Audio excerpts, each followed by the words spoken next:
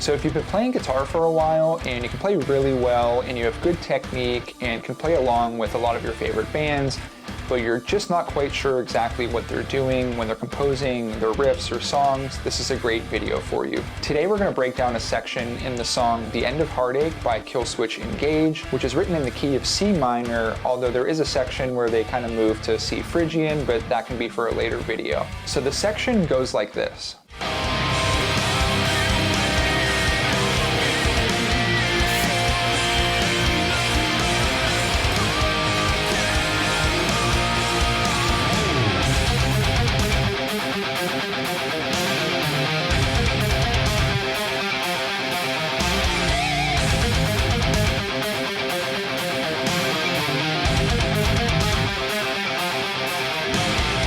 So the first thing that we'll do to understand this concept is play the minor scale, and we're in a drop tuning. I'm in drop C, so that would be C, G, C, F, A, D. So most of the time we want to write a song in the key of the drop tuning that we're in, especially for metal. So if you're in drop C, you would want to write it in C minor. If you're in drop D, you would write it in D minor. This isn't always the case because sometimes we want to evoke a different emotion or a different feeling. And the tuning that we're in, that low note, won't always be the root note. And we can save that again for another video. So for now, we're going to focus on playing the minor scale on the 5th fret of the 2nd string from the top. And that will look like this: 5, 7, 8, 5, 7, 8, 5, 7. So the first thing I would focus on is just playing this scale as efficiently as possible and playing it up and down. So eventually we want to be able to play it like this.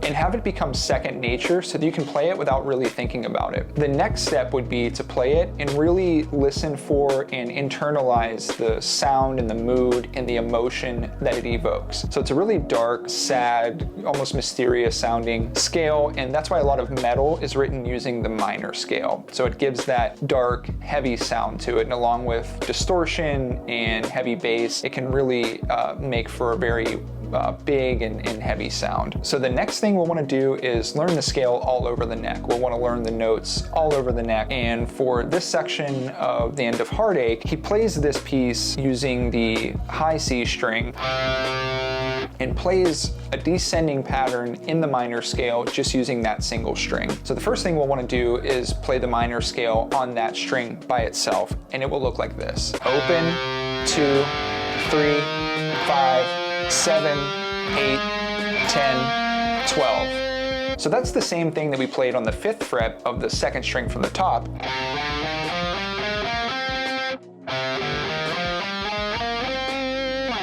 They're both the minor scale, just played in different positions, starting on different strings. So the pattern looks like this.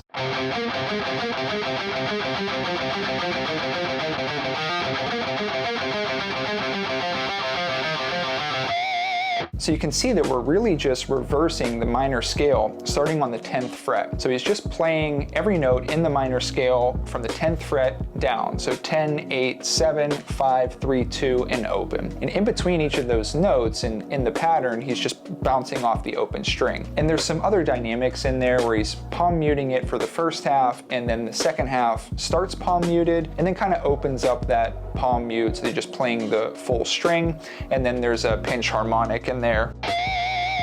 So that's the main component of this section of the song. And one thing that you can do just to internalize this scale, which again is super important, is just play the song and then play the minor scale, whether it's on the 5th fret of the 2nd string or on the open high C string, and just play the scale along with the song so that you can hear how it fits and why this is written in the key it's in, and how all of the notes in that scale basically fit no matter what. So it would sound something like this.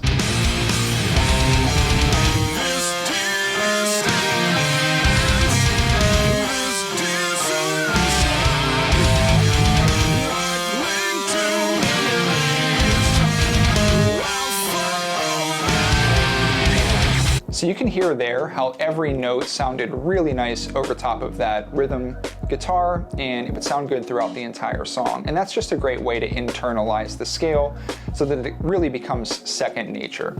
So there's really three main parts to this video. One would be to learn the scale in one position and just play it until you become so familiar with it that it's really second nature and you don't really have to think about it when you're playing it, and then move it to other positions or other strings on the guitar. Two would be to play the scale and then really focus on the sound or the mood or the emotion that it evokes so you can really internalize that feeling. Three would be to play this scale over top of some of your favorite songs that you know are in the key of C minor or whichever tuning you're in or key that you would like to use. So this is a really good way to apply it and really feel it as if you were writing a song. So you can really understand what your favorite artists were thinking or doing when they were composing their riffs. And then as a bonus, just start to come up with your own patterns. So play the scale and just kind of move around different notes. Don't play it in order. That's what makes it really interesting. Move from the first note to the third note to the second note to the fifth note, and just kind of use that as a guide to writing your riffs. And it also works on your finger dexterity and independence in your fingers. So you're not just playing the scale up and down every time, and you can really create some really interesting riffs.